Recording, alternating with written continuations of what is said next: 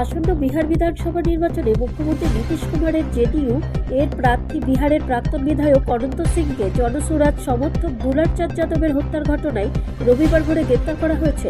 Gangster থেকে রাজনীতিবিদদের পরিণত যাদব, যিনি পূর্বে রাষ্ট্রীয় জনতা দলের আরজেডির সাথে যুক্ত ছিলেন, বৃহস্পতিবার মোকামায় তার ভাগ্নে প্রিয়দর্শী পীয়ূষের পক্ষে প্রচারণা চালানোর সময় নিহত হন, যিনি এই বিধানসভা নির্বাচনে প্রশান্ত কিশোরের জনসুরাজ পার্টির টিকিটের প্রতিদ্বন্দ্বিতা করেছেন। মোকামার জেডিইউ এর প্রার্থী এবং বর্তমান বিধায়ক নীলম দেবীর স্বামী সিংকে বারহেত আর বাসভবন থেকে গ্রেপ্তার করা হয়েছে।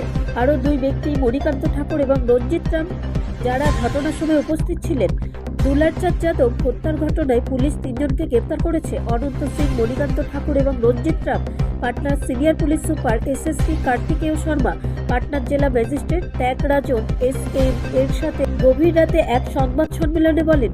তিনি বলেন, যাদবের ময়নাতদন্তের রিপোর্টে দেখা গেছে যে শক্ত এবং ভোঁতা পদার্থের মাধ্যমে হৃৎপিণ্ড এবং ফুসফুসে আঘাতের ফলে সৃষ্ট শকের কারণে হৃদযন্ত্রের শ্বাস-প্রশ্বাস বন্ধ হয়ে যাওয়ার কারণে তার মৃত্যু হয়েছে।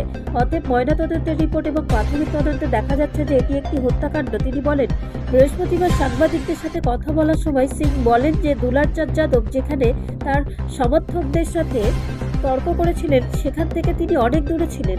আমি ঠিক কী ঘটেছে তা জানি না, তবে আমার কিছু লোক অভিযোগ করেছে যে যাদবের অনুসারীরা তাদের গাড়ি ভাঙচুর করেছে। তিনি বলেন, তিনি আরজেডির প্রতিদ্বন্দ্বী বাণী দেবীর স্বামীকেও দোষারোপ করেছেন।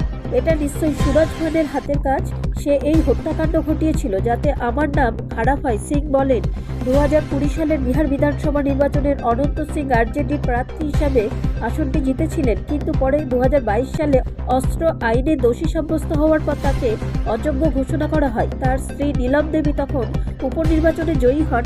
মোকামায় যাদবের হত্যার পর নির্বাচন কমিশন শনিবার পাটনার পুলিশ সুপার গ্রামীণ বিক্রম সিংহাকে বদলি করেছে। একই সাথে বারহের সব ডিভিশনাল অফিসার, যিনি মোকামার বিধানসভা আসনের returning officer, sub divisional police officer বরাহ 1 এবং সাব ডিভিশনাল অফিসার বরাহ 2 স্থলাভিষিক্ত করার জন্য নতুন কর্মকর্তাদের নিয়োগের নির্দেশ দেওয়া হয়েছে।